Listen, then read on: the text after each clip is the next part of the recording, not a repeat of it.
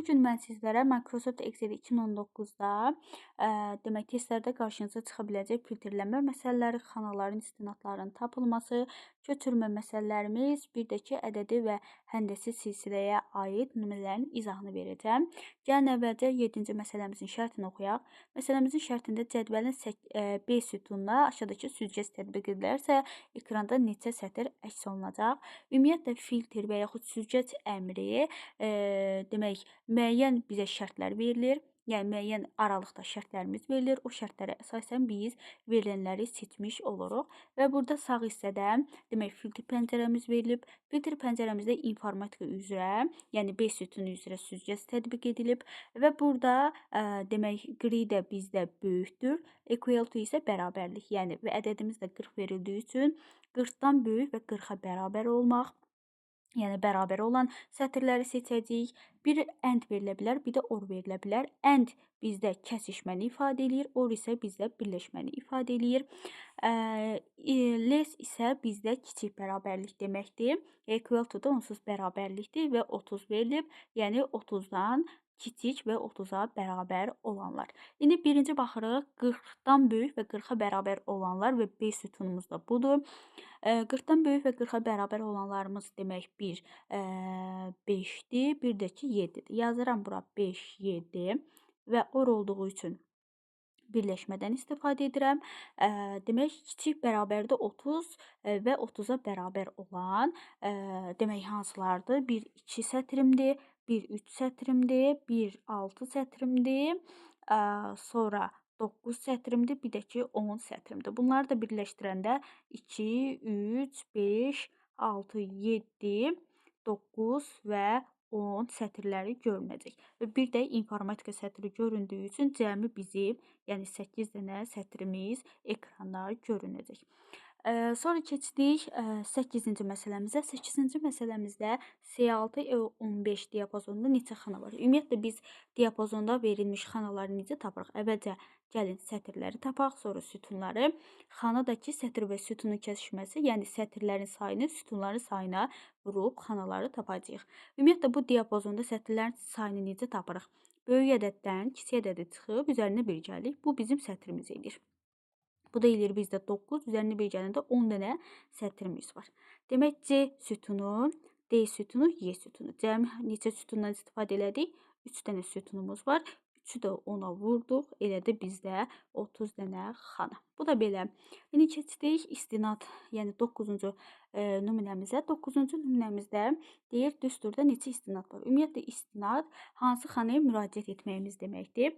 Baxırıq bizə belə bir düstur verilib. Bu düsturun biz cavabını tapmaq üçün nə etməliyik?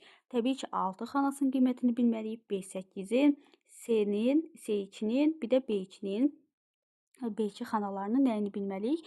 Qiymətlərini bilməliyik və qiymətlərini bilmək, daha doğrusu düstura yerinə qoymaq üçün təbii ki onlara da müraciət etməyimiz lazımdır. Yəni burada neçə dənə xanaya müraciət etmiş olduq? 4 dənə xanaya müraciət etmiş olduq. Yəni 4 dənə bizim nəyimiz var? İstinadımız varmış. Keçdik indi 10-cu məsələmizə. 10-cu məsələmizdə köçürmə və yaxud sürüşdürmə məsələmizdir. Bizdə B3 xanasından demək D8 xanasına köçürmə baş verib. Yazırıq bura B3 D8 xanamız. B-dən D-yə getmənin yəni arasında əlaqəyə baxırıq, sütunlar arası əlaqəyə, bir də sətirlər arası əlaqəyə baxırıq. B-dən D-yə getmək üçün B, C, D. Neçə dənə sütunumuz oldu? 3 vahid sağa getdi sütunumuz. 3-dən 8-ə getmək nə deməkdir? 5 vahid artmağımız deməkdir. Yəni biz hərfləri, yəni sütunları 3 vahid sağa aparacağıq, ədədləri, yəni sətirlərimiz isə 5 vahid artıracağıq. İndi baxırıq bizə verilən düstura tətbiq eləməyə. İndi gəlin demək bunu yazaq. Bərabərlik qoymalıyıq mütləq şəkildə düsturun əvvəlində ki, bizə cavab qaytara bilsin. Demək A mənim sütunumdur. Sütunumu neçə vahid artırım? 3 vahid. A, B, C. Gəldi düşdü C-yə. 2-nin sol tərəfində dollar olduğu üçün onu dəyişməyəcəm təbii ki. Plus B-nin sol tərəfində dollar olduğu üçün B-ni olduğu kimi saxlayıram. 8-i dəyişəcəm çünki qarşısında, yəni sol tərəfində dollar yoxdur və 8 də mənim sətrim olduğu üçün bildim ki, sətrim 5 vahid artacaq. Yəni 8-in üzərində 5 gəlirim, eləyir məndə 13. Çıxaq D3 məndə nisbi ünvandır.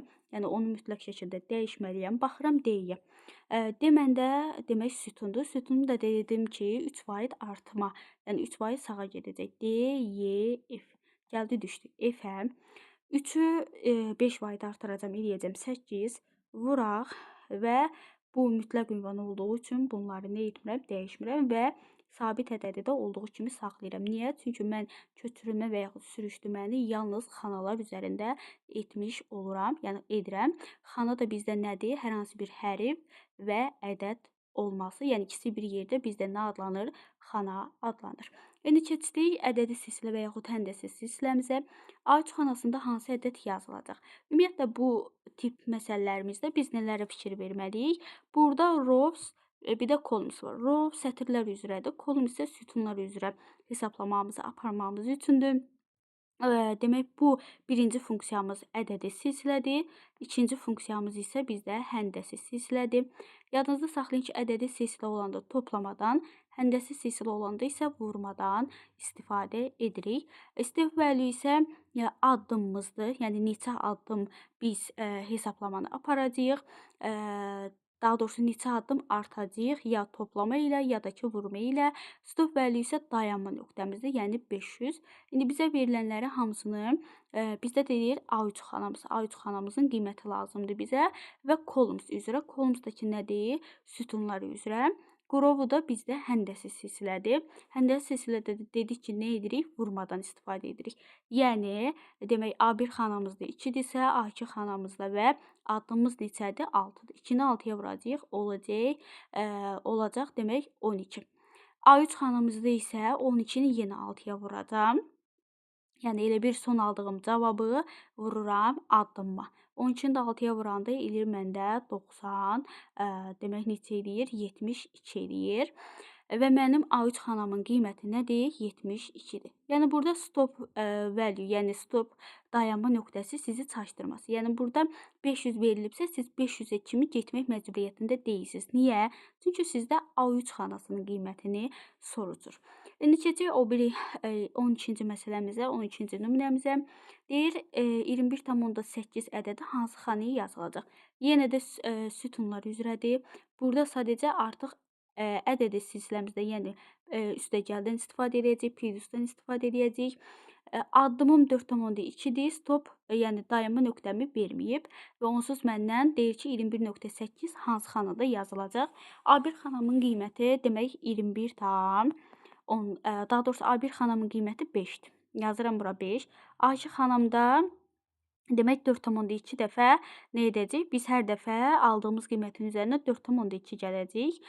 Demək 5-in üstünə 4,2 gələndə eləyir 9,2. Sonra bu A3 xanamın qiyməti 9,2-nin üzərinə mən gələcəm. Demək neçəni? 4,2-ni 4, burada eləyəcək 13,4. A4 xanam olacaq 13,4-ün üzərində mən 4,2 gələcəm. Demək 6, 7, 17 tam. A5 xanamda olacaq məndə 17,6-nın üzərinə gələcəm 4,2, 8, 1, 21,8. Demək mənim hansı xanamın qiyməti 21,8-dir? A5 xanamın qiyməti 21,8 imiş. Sonra növbəti və sonuncu demək nümunəmizi izah edək. Verilmiş şəkil əsasən sonuncu yazılacaq ədədi tapın. Burada baxın rows artıq sətirlər üzrə demək hesablama gedib. Step value addımımız 4-dür. Yenə də demək ədədi silsilədən, yəni toplamadan istifadə edəcəyik və stop nöqtəmdə yoxdur, yəni dayanma nöqtəm yoxdur. Onsuz məndə bir diapazon verilib. Bu diapazonumuzu gəlin yazaq.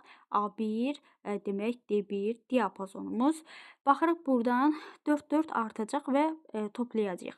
Yəni A1 xanamın qiyməti 4-dürsə, B1 xanamın qiyməti olacaq 4 plus 4. Eləyəcək 8. C1 xanamın qiyməti 8 plus 4, 12. D1 xanamın qiyməti 12 plus 4, 16. Yəni məndə də sonuncu yazılacaq ədəd deyirdi və diapazon seçilib deyə sonuncu mənim xanam hansı olacaq? D1 xanası. Və D1 xanama da nə yazılacaq? 16 yazılacaq. Yəni mənim sonuncu yazılacaq ədədim neymiş? 16 imiş.